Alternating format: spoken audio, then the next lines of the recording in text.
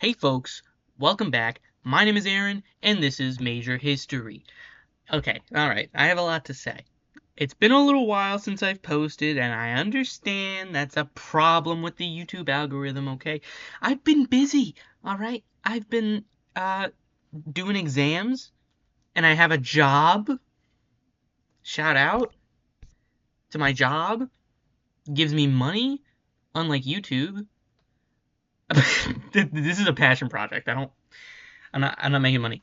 Okay, so today we're going to be talking about ancient Egypt. Last time we had our Mesopotamian mega episode.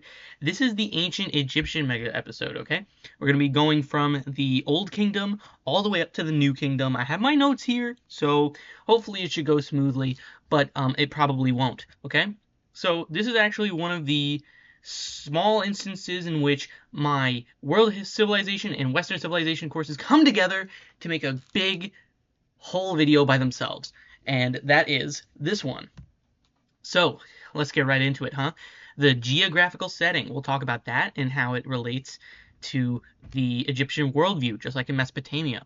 So there's the Nile River, which flows from south to north, unlike a lot of rivers in the area surrounding the Mediterranean Sea. They go from north to south into the Mediterranean Sea, and it originates from southern mountains. And those mountains, the river brings minerals that keep the land around the Nile fertile, and acts as a natural barrier between the land around the Nile and the harsh desert in the surrounding area.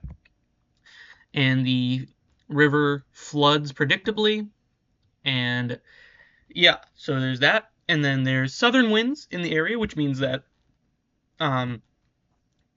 people in Egypt will be able to, with the pairing of the northern flow of the river and the southern winds, they'll be able to sail going south and then use the current of the river to flow north. So this is going to be able to connect all of Egypt together in the best of times, and in the worst of times, it keeps them apart. And it's heavily fortified area. There, from the east and the west, there's desert and the Red Sea, and to the south there are mountains, and then the Mediterranean Sea is to the north. So they're completely fortified, almost impenetrable. Oh, and the sun is a thing. The sun is a thing everywhere, but it's specifically important to the Egyptians because it relates to their natural cycles and the flooding of the Nile. And so they would eventually innovate their own solar calendar, which is still used to this day. And now let's talk about some of their religious things, because one thing that you might know about Egyptian, because one thing you might know about Egyptian religion is that they follow the sun god Ra. But also, they follow a strict set of values called Mat, which is truth, order, and justice, and it's usually personified as a female goddess and with a feather in her hair. So then there's creation. Their creation myth, they have Amun or Aten or Ra/Re. They interchange throughout, but they have a creation myth, and then also a myth relating to the afterlife, which involves the story of Osiris and Isis and Horus and Seth. Let me know if you want a separate video about me talking about that. But yeah, basically the thing with the afterlife is they go, your spirit, your Ka, goes to the underworld, and you have to. The underworld is filled with monsters and whatever, and you prepare your Ka for this journey, and eventually your Ka, I should say, your spirit, your soul, ends up at the House of Judgment, and where Osiris or Anubis, depending on the myth, will weigh your heart against the feather of Mat. And if your heart is heavier than Mat, then or Ma'at, I'm not sure. That means that you are able to go into the afterlife, which is basically just a place of abundance and just real life but better. And then you can go to non-existence, which I think is down here somewhere. We'll just bring up this whole thing. That's basically the whole thing with the afterlife. And there's divine kingship in the religion of Egypt through the pharaoh. I did not organize this very well. I'm so sorry. And they believe in the cycle of life, death, and rebirth. Through the Nile, it's reflected. And then there's salvation, which is a reward or punishment of the soul, and so we've already talked about that. So that's the basis of the Egyptian religion. Let's go a little bit more in depth into death. The Egyptians, as many people know from middle school and whatever, they studied mummification, which was a series of sophisticated embalming techniques and involved removal of organs and treating those organs with chemicals, um, except for the heart, which they kept in the body so that their ka could be measured against the feather, as depicted down here. And people are buried with equipment for the journey, including food, utensils, clothing, weapons, anything they need to fight their way through the underworld to get to the House of Judgment, where they will use a certain Book of the Dead, which is a series of prayers for the soul to convince the gods to let them through, even though that's not how that works, really. And they do this with like a negative confession story or coffin text, and other things. And there's Osiris, and he is basically the embodiment of death. He has survived death, been rebirthed, and that basically goes with the life, death, and rebirth aspect of the Egyptian religion. And there's an argument to be made that this is sort of life affirming, because it bolstered the confidence in the Egyptian people and the resilience of nature and the renewal of creation. Everything continues in a cycle of perpetuity in the Egyptian religion. And that brings us to the formative period. So Egypt, as I've discussed, is a river civilization. They had their own agricultural revolution with farms along riverbanks, and they had their own natural and seasonal irrigation, and developed an agricultural economy, as we've talked about with Mesopotamia and certain parts of my Western Civ course. And then there's Upper and Lower Egypt, which is actually, because the Nile flows in an opposite way, Upper Egypt is more southern and Lower Egypt is more northern. And in the formative period, Upper and Lower Egypt are not a sort of centralized government, but rather a group of different nomes or districts that are controlled by provincial governors, also known as nomarchs. And these aren't really cities just yet, but eventually they do become cities over time. Which brings us to the Old Kingdom and the unification of Upper and Lower Egypt through King Narmer or King Menes. He's the founder of Memphis, which is going to be the capital of Egypt for quite some time in around 3100 BCE. And he's the king of two lands, Upper and Lower Egypt, and he did this through conquest. And you'll see in Egyptian ideography, there is the vulture and the snake to represent Upper and Lower Egypt. And as I said before, the Egyptians believed that their king was a god, and the pharaoh is a divine monarchy and theocracy. And pharaoh directly translates to great household, which to some might imply that the pharaoh is a governing body, like the entire household, instead of just the one person. But for the purposes of this, the pharaoh is going to be just like King Ramses and stuff like that. So we're going to use it as a title, as is colloquially known. Um, and because of the pharaoh and its divine monarchy, you're going to have peaceful transitions of power from generation to generation. And the pharaoh is sort of meant to be the intermediate between the land of Egypt, its people, and its gods. Um, and the pharaoh controlled long distance trade and stuff like that. I have more to say about this, but I'm sure we'll get there eventually. That's my little I know more than you thing. So, what is the Great Household? The Great Household.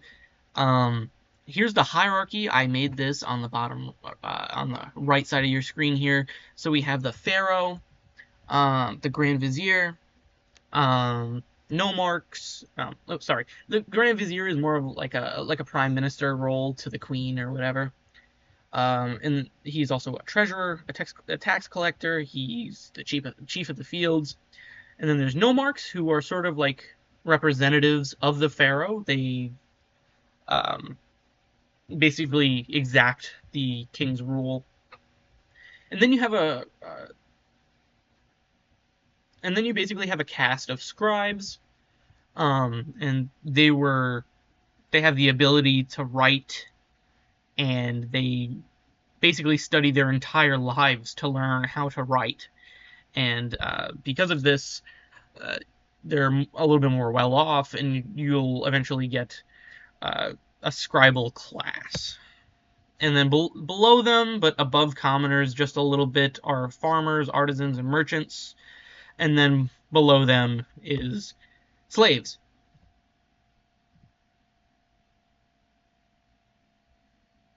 Okay. Okay, so speaking of writing, there are three different texts that we know of in ancient Egypt.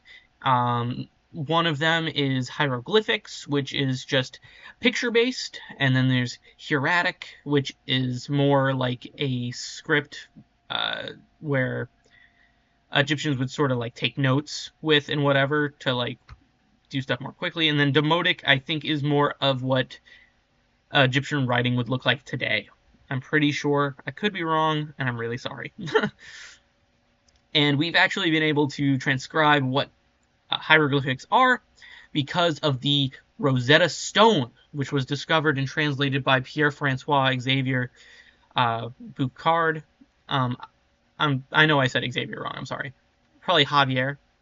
But the Rosetta Stone is instrumental in understanding the Egyptian language in its written form, because it has the hieroglyphics at the top, then it has hieratic in the middle, and then ancient Greek at the bottom. So Pierre-Francois was able to read ancient Greek and was therefore able to translate the hieroglyphics at the top of the Rosetta Stone. So, just so you know. Okay, so this slide isn't titled or anything. Trying something new, I guess. No, that's just being lazy.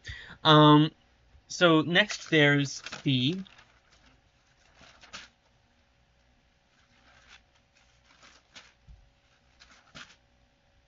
okay, I know enough about this. Next there is the pharaoh Zoser. I'm going a little out of order, obviously, with the pharaohs. I can't go through every single one of them and what they've done prospectively. But Zoser is the first pharaoh to basically have a pyramid. So that's it down at the bottom there. And it's designed by Amenhotep. And he was a scribe that basically Amenhotep was a scribe who rose through the ranks and basically became the right-hand man of Zoser. And after his death, Amenhotep created a pyramid, which created a long-standing tradition with the Egyptian colonies. I say colonies, I mean civilizations. The different civilizations that make up Egypt and around the Nile. Okay, there you go. Thank you. And that brings us to the end of the Old Kingdom, with the growing power of the nomarchs and the costly building efforts from Amenhotep's enterprises.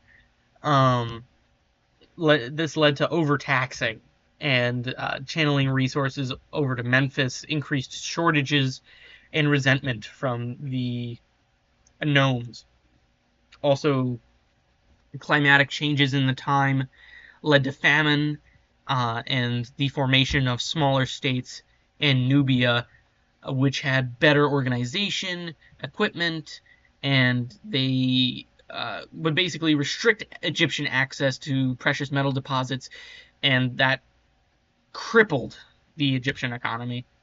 And eventually, by 2181 BCE, Egypt, as a unified state, would cease to exist, and we're back to gnomes. Which brings us to the first intermediate period.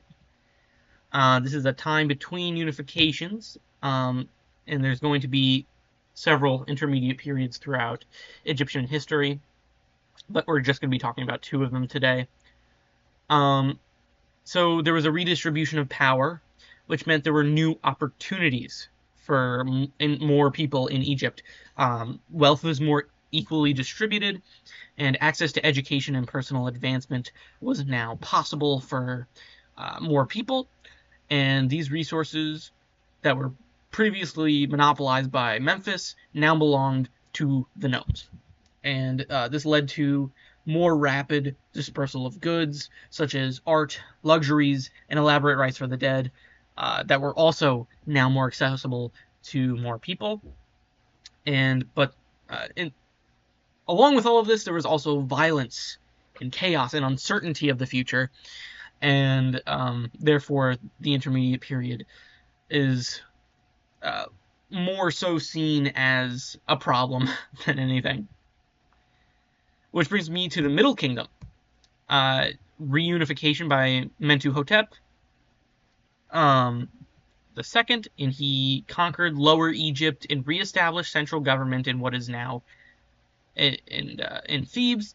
And he started the feudal age and expanded Egypt's capacity of trade with its neighbors and overall influence. There was antagonism by nomarchs and pharaohs, meaning amongst each other and turning outwardly to the rest of the world for power. And then there were also regional elites that were contesting for power, saying that they were more able to be the pharaoh. And alignment with Ma'at now needs to be earned rather than just given to the pharaohs, because the pharaohs would just die and assume that because they were pharaohs, they aligned with Ma'at. And also there was a decline in architectural work, which is why we don't have that much information about the Middle Kingdom here, is because there wasn't as much writing, and there was a decline in basically everything that would allow archaeologists and Egyptologists to work with anything. Which brings us to the second intermediate period. The Hyksos, a group of people that would take over Egypt. They legitimized their rule in accordance with Ma'at. And the Hyksos, they're named by the Egyptians just rulers of foreign lands. They come from Western Asia with their horses and whatnot. And there was a weakened Upper Egypt at the time as well. And, because Upper Egypt was weakened, they were vulnerable to threat from the Nubian people from Kerma. And the Nubians more so posed a threat to Upper Egyptian dynasties than the Hyksos. But by the 16th century BCE, the pharaoh Ahmose drove out the Hyksos, and formed the new kingdom, reunifying Upper and Lower Egypt once again. And because of this, a new Egyptian empire would happen. Because of nomadic invasions throughout Egypt, uh, Egyptians would start to form a military culture involving territorial expansionism and the drive toward imperial expansion. Um, and trade and war with Mesopotamia would become commonplace, as well as with the rise of Thutmose I, Ahmose's son. He would conquer Nubia and Levant. So the Levantine coast going up to Syria would be run by the Egyptians, and then down south to where the Nubians were. And because Thutmose was able to control the gold mines in Nubia, there was a rise of aristocracy and wealth acquired through warfare. And it's at this time that underground tombs were covered in gold, and gold was just everywhere. You also see the rise of pharaoh warriors such as Ramses II and stuff like that. And now I want to talk about the 18th dynasty of Egypt a little bit more through Hatshepsut. Hatshepsut is Thutmose II's sister slash wife. The Egyptians did that a lot. I'm sorry. And they actually have a daughter. Who has... So Hatshepsut is her daughter's aunt as well. So just keep that in your mind. Hatshepsut was routinely portrayed on monuments with beard and masculine figure. However, she did not hide her gender because inscriptions always described her as female. And she thought that it was important to use traditional iconography in portraying herself because it basically cemented her in a long line of pharaohs in a successful dynasty. And she was actually crucial to continuing the success of Egypt through successful military campaigns, extending trade and diplomacy, and allowing the arts to flourish and setting a 1,000-year precedent for what statues would end up looking like. But a pretty interesting part of Hatshepsut's history is actually after her death.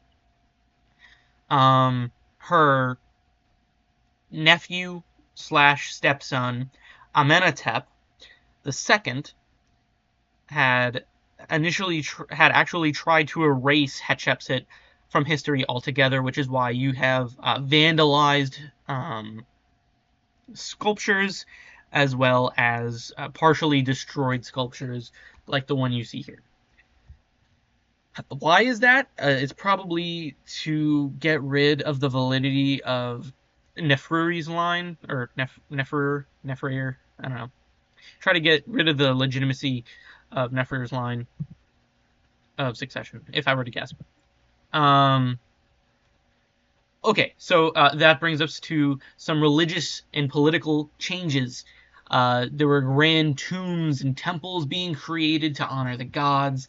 Thebes, as Egypt's new capital, was most sacred to Amen, the god of creation. And Amen has an important role in the 18th dynasty's image. Amenhotep became a dynastic name, and it became another manifestation of Ra or Re. Amun-Ra was the divine force behind the Hyksos and allowed them to take over and whatever. And this led to priests at Thebes to be a formidable political and economic force. And priesthood would eventually surpass military aristocracy in importance in Egyptian culture. And this brings us to the reign of Akhenaten from 1352 to 1336 BC. There was a religious revolution which led to monotheism. Amun-Ra would become one entity known as Aten, and Akhenaten, the pharaoh at the time who created this identity of Aten, was depicted in art as a normal family man, which went against what the priests would say, depicting Akhenaten or other pharaohs in a godly way, more divine than thou. This got rid of that entire narrative and sort of reduced the power of a pharaoh in that way. And Akhenaten, despite being a religious fanatic and creating a religious revolution around the brand new god Aten, he did not balance this with spiritual enthusiasm, or sorry, he did not balance this enthusiasm with attention to Egypt, which would eventually lead to its downfall. Akhenaten was actually the father of King Tut. King Tut, as you know him, is Tutankhamun, also known as Tutankhaten, because Aten was the god at the time, and Akhenaten wanted to name his son after Aten and not Amun. Eventually, Akhenaten would become a figure that was sort of viewed as more eccentric and diminished the glory of Egypt. And usually here is where I would talk about the third intermediate period, but we'll talk about that in the next video I make about Egypt. Let me know what you guys thought of today's video. I'm sorry for not uploading in a while. I had exams. I'm sorry. I appreciate you guys watching, though. If you want to see more from me, next time we're going to be talking about ancient Greece, so the Minoan Cretes and the Mycenaean Greeks, talking a little bit about them, about linear A and B, their languages, and how one of them still isn't quite decoded yet. And yeah, so let me know if you guys are interested in that, if you're excited for the next video. So you guys should probably subscribe if you want to see that, and put your notifications on if you want to be notified. And I recommend putting all notifications on so that YouTube cannot tell you what you want to see, okay? You can choose. Alright, okay. So that is basically it for the history of Egypt. I hope you guys enjoyed. Leave a like, leave a comment. I'll see you in the next one, guys. Bye-bye.